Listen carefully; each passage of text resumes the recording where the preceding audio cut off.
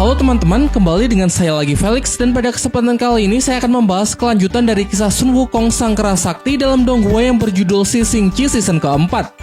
Kita recap sedikit pada bagian sebelumnya ya. Melalui mata-matanya, Kaisar Langit kini mengetahui kalau Dewa Sasin diam-diam menaruh kecurigaan kepada dirinya. Maka dari itu ia mulai bertindak cepat untuk memenjarakan banyak dewa kuat agar rencananya tidak berantakan, dan ia pun juga memanfaatkan sisa loyalitas dari Dewa Sasin untuk menjalankan tugas tersebut. Dari dewa-dewa kecil, para anggota Jinggang, Jenderal Gerbang Timur, bahkan hingga Dewa Erlang pun tak luput dari fitnah Kaisar Langit. Di saat yang bersamaan, Sun Wukong kini telah sampai di Istana Kerajaan Langit untuk menuntaskan misi yang diberikan oleh Dewa Rulai, yaitu mengembalikan pedang Kaisar. Bentrokan pun tak terhindarkan. Di bawah komando dari Sang Kaisar Langit, seluruh pasukan dewa pun dikerahkan untuk segera meringkusnya.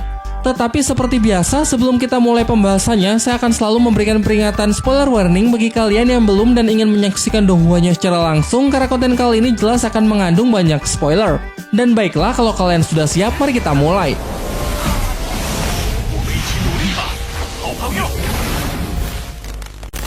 Atas perintah dari Sang Kaisar Langit, puluhan prajurit bergegas menyerang Sun Wukong, namun tentu saja prajurit-prajurit biasa seperti mereka sama sekali bukanlah tandingannya.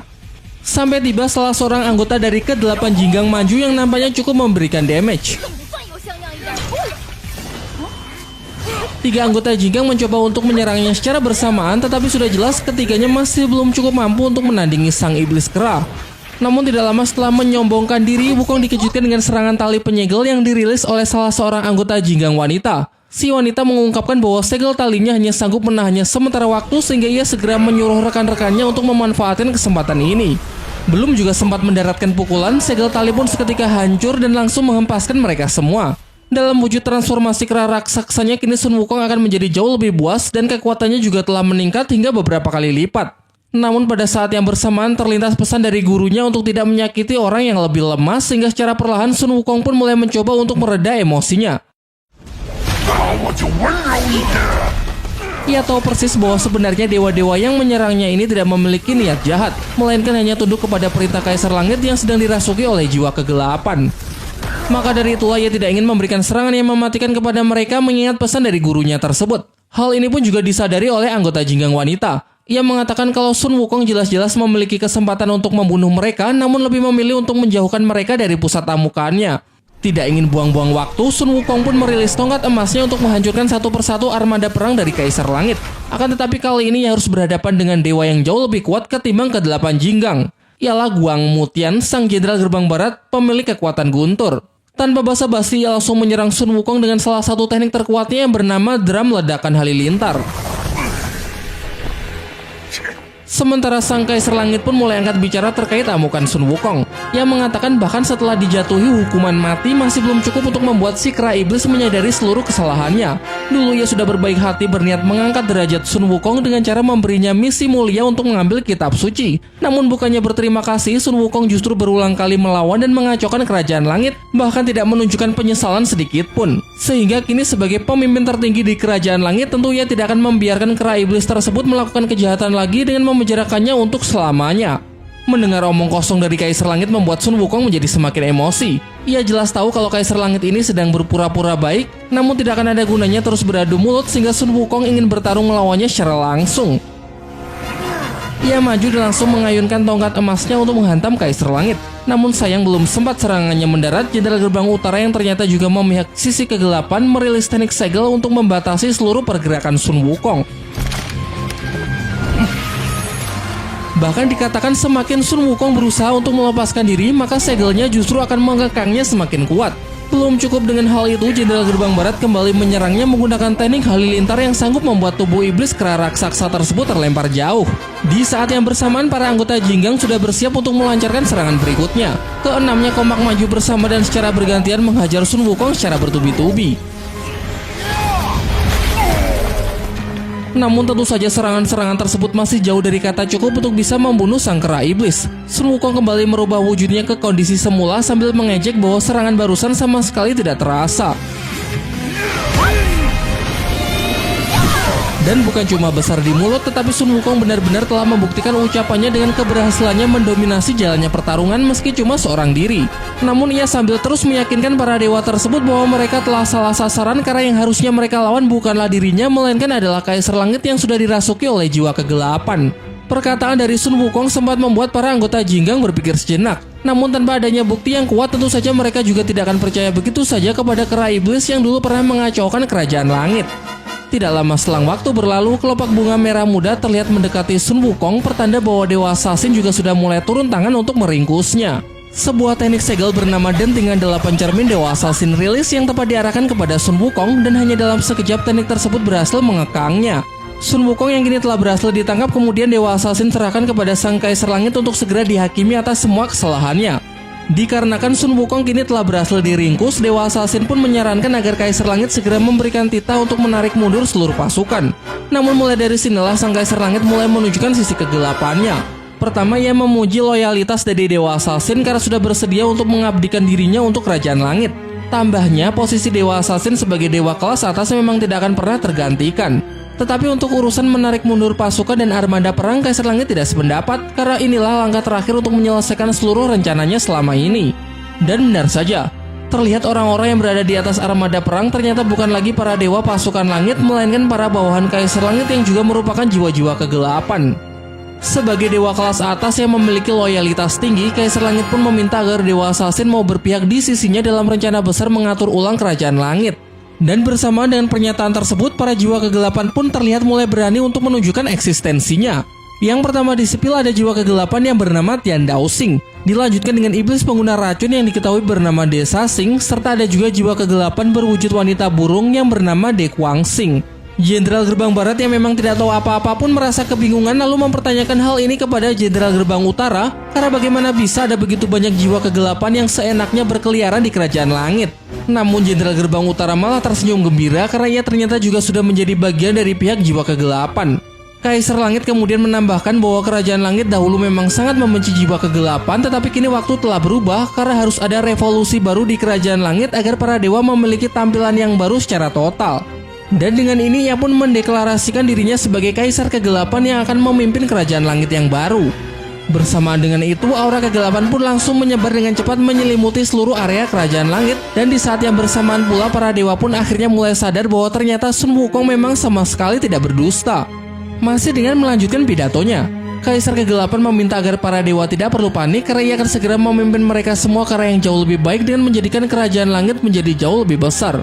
Dewa-dewa kecil seperti para prajurit biasa yang bermental lemah terlihat terpengaruh dengan ajakan tersebut karena nampaknya ucapan Kaisar Kegelapan memang mengandung semacam hipnotis. Dan sisanya yang tidak terpengaruh satu persatu mulai dibantai oleh para jiwa kegelapan. Setelah menyaksikan semua ini, Kaisar Kegelapan mengajak Dewa Assassin untuk bergabung ke pihaknya. Begitu pula dengan si pelayan mata-mata kemarin. Ia meminta Dewa Assassin agar berada di sisinya karena ia menyukainya. Dewa Assassin pun mulai angkat bicara. Ia menjelaskan bahwa jauh sebelum ini Dewa Rulai sudah pernah memperingatkannya mengenai jiwa kegelapan yang mulai menerobos Kerajaan Langit, meski kala itu ia sempat meragukannya. Dewa Rulai juga sering mengatakan bahwa tugas dari para dewa adalah melindungi dunia dari segala macam kejahatan dan ketidakbenaran, karena kebenaran merupakan nilai yang tidak akan pernah berubah sampai kapanpun. Bahkan sekalipun awan gelap terkadang menutupi langit, namun cahaya pasti akan selalu mampu untuk menembusnya. Hal ini merupakan nilai dan kepercayaan yang akan selalu ada di dalam hati setiap para dewa di Kerajaan Langit. Dan menjawab ajakan dari Kaisar Kegelapan untuk bergabung ke pihaknya, Dewa Assassin pun menolak serta kembali mempertegas bahwa jiwa kegelapan adalah sesuatu yang akan terus ia tentang. Ternyata pidato singkat tersebut membakar semangat dari para dewa dan prajurit langit yang masih waras untuk bersama-sama memerangi jiwa kegelapan. Kaisar Kegelapan tidak memaksa Dewa Assassin, namun ia memperingatkan bahwa siapapun yang mengkhianatinya pasti akan berakhir dengan tragis.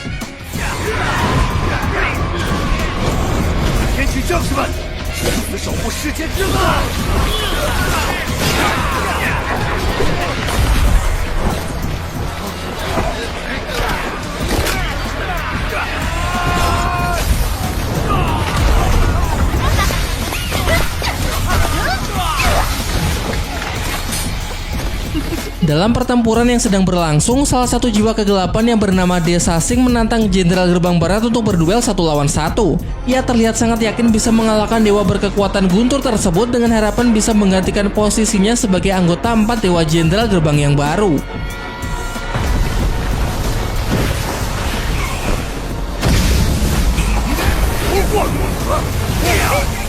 Jenderal Gerbang Barat merasa unggul karena berhasil menekan Desasing, namun sayangnya hal itu tidak bertahan lama karena ternyata jiwa kegelapan yang satu ini mempunyai teknik unik yang bisa mengubah seluruh tubuhnya menjadi racun.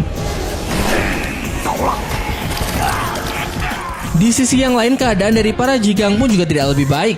Mereka terlihat sangat tertekan dengan begitu banyaknya jiwa kegelapan yang terus bermunculan di sekeliling mereka. Sementara itu dari arah belakang, Dewa Assassin mendapatkan serangan kejutan dari salah satu jiwa kegelapan yang sebelumnya pernah ia lawan. Namun dengan mudah serangan tersebut dapat Dewa Assassin antisipasi lalu mengejeknya dengan mengatakan kalau anjing rendahan harusnya tidak layak ikut angkat bicara. Diketahui jiwa kegelapan yang satu ini bernama Tian Gangsing. Kaisar Kegelapan menyarankan agar Dewa Assassin tidak meremehkan orang-orangnya karena jiwa kegelapan yang satu ini mempunyai kemampuan tersembunyi yang sangat luar biasa. Tian Gangsing pun langsung kembali maju menyerang dengan harapan ia bisa menggantikan posisi Dewa Assassin sebagai Dewa Pelindung Kerajaan Langit setelah membunuhnya. Akan tetapi secara mengejutkan dari arah belakang Dewa Assassin muncul toya emas raksasa yang seketika menghantam jiwa kegelapan tersebut hingga jauh terpental. Dan sudah jelas bahwa ia adalah Sun Wukong, sang Raja Kera Iblis legendaris. Dia yang pada awalnya selalu berselisih dengan para dewa, sekarang justru team up dengan Dewa Assassin yang merupakan salah satu dewa tertinggi di Kerajaan Langit.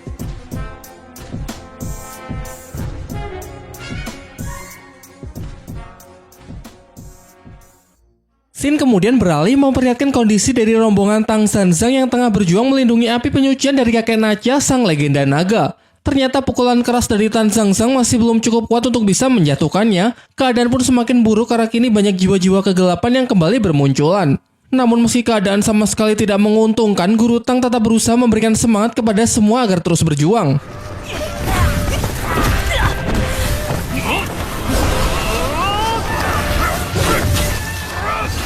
Terlihat para jiwa kegelapan yang mulai menyerang dengan membabi buta tanpa pandang bulu, yang mana mereka terlihat juga menyerang kakek Nacha. Kali ini nampaknya kakek Nacha akan bertarung secara lebih serius. Terlihat dari kobaran api yang sangat menakutkan, persis seperti apa yang pernah digambarkan dalam mimpi buruk Xiaoyu. Dengan angkuh, kakek Nacha mengatakan kalau mereka ini hanyalah sekumpulan makhluk rendahan yang tidak akan mungkin bisa menang melawan kekuatan dari sang naga sejati.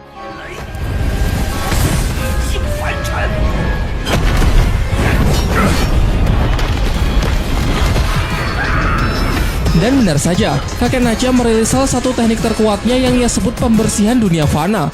Teknik ini sanggup mengeluarkan bola-bola api dengan brutal membombardir seluruh medan pertempuran layaknya serbuan hujan meteor.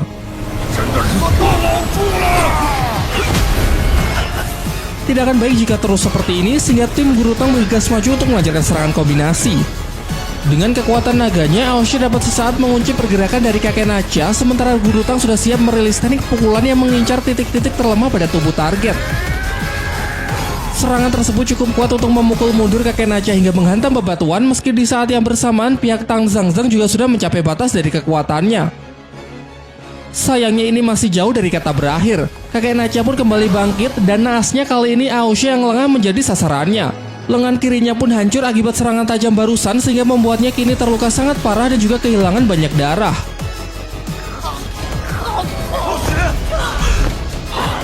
Kakek Nacha mengatakan bahwa inilah akibatnya jika berkhianat. Ia juga menjelaskan kalau ia memiliki pelindung sisik naga yang tidak bisa ditembus sehingga membuatnya kebal dari serangan fisik seperti tadi. Tambahnya ia ingin mereka mati dalam keputusasaan, terutama Aosha yang sudah mengkhianati kepercayaannya. Tang Zanzang berlari menghampiri Aosha yang tengah merintih kesakitan. Ia berjanji bagaimanapun juga ia pasti akan menyelamatkan muridnya tersebut. Lantas ia pun segera memerintahkan Wuqing dan Subaji untuk menahan kakek naga kuno sekuat tenaga agar ia punya cukup waktu untuk memulihkan kondisi Aosha. Namun sayangnya sudah jelas bahwa mereka berdua sama sekali bukanlah tandingan dari kakek Nacha. Wuqing ia hancurkan hingga berkeping-keping, sedangkan Subaji ia kurung ke dalam penjara es. Sekarang tibalah saatnya giliran Tang Zanzang yang akan merasakan amarah dari sang naga. Tanpa rasa takut sedikit pun, bukannya menghindar, Tang Zanzang justru tetap bertahan sambil berusaha melindungi Aosha yang sudah tidak berdaya.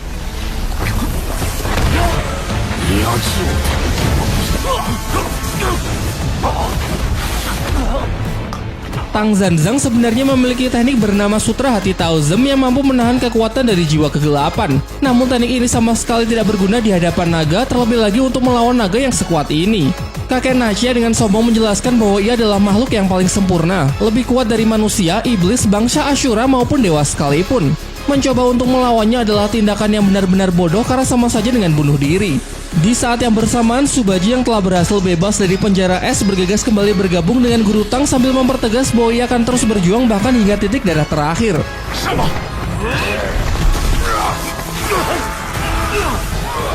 Namun tetap saja jika hanya dengan tekad tanpa disertai dengan kekuatan yang cukup, mereka bertiga hanya menjadi bulan-bulanan dari sang kakek naga legendaris. Menyaksikan situasi yang semakin chaos membuat Xiaoyu berpikir apakah memang benar tidak ada cara untuk bisa mengubah ramalan di dalam mimpinya. Diperlihatkan Aosha terpental jatuh, tidak berdaya melihat rekan-rekannya dihajar habis-habisan oleh kakek Nachia. Ia pun menutup kedua matanya karena mungkin memang sudah tidak ada harapan dan inilah saatnya untuk menyerah. Namun tiba-tiba ia terbangun di sebuah padang rumput dengan seruan suara yang sedang memanggil namanya. Dialah sahabat masa kecil Aosha, yaitu Tian Yuzong. Kalau kalian lupa, dalam cerita di season sebelumnya, Tian Yuzong ini sudah meninggal terlebih dahulu ya. Kala itu ia meninggal akibat pasukan dari kerajaan langit yang menyerang suku naga. Di sini entah arwah atau sekedar bayangan dari Tian Yuzong menemui Aosha di dalam alam bawah sadarnya. Ia menyuruh Aosha agar segera bangkit untuk membantu Tan Zhangzhang dan yang lainnya karena ini adalah kesempatan terakhirnya.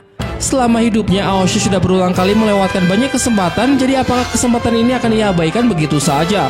Dengan nada putus asa, Aosha mengatakan bahwa dirinya sudah tidak berdaya sehingga bagaimana mungkin ia bisa menolong Tan Zhangzhang dan yang lainnya. Tian Yuzong pun kemudian menjawab bahwa Aosha masih memiliki satu nafas terakhir untuk melindungi orang-orang yang ia sayangi. Jadi sekarang bangkitlah untuk menyelesaikan semuanya, jangan sampai ia meninggalkan penyesalan. Ia kemudian meraih tangan Aosha untuk membantunya bangkit sambil mengatakan bahwa ia akan selalu berada di sisinya karena memang itulah gunanya teman. Shin kembali ke dunia nyata. Berkat dorongan dan motivasi dari sahabatnya, Aosha perlahan akhirnya kembali bangkit meski tentunya sambil menahan rasa sakit yang luar biasa. Seperti yang dikatakan Tian Yuzong sebelumnya bahwa ini merupakan nafas terakhir yang dimiliki oleh Aosha. Sebuah teknik ledakan kekuatan naga yang terus mengikis energi kehidupannya. Untuk itu ia pun mengucapkan salam perpisahan kepada Tan Zhangzhang dengan pesan agar gurunya tersebut kelak bisa menjaga dirinya baik-baik. Aosha kemudian berubah ke wujud naga emasnya. Sempat terlihat bayangan naga Tian Yuzong yang juga turut membantu untuk melawan kakek Nachia.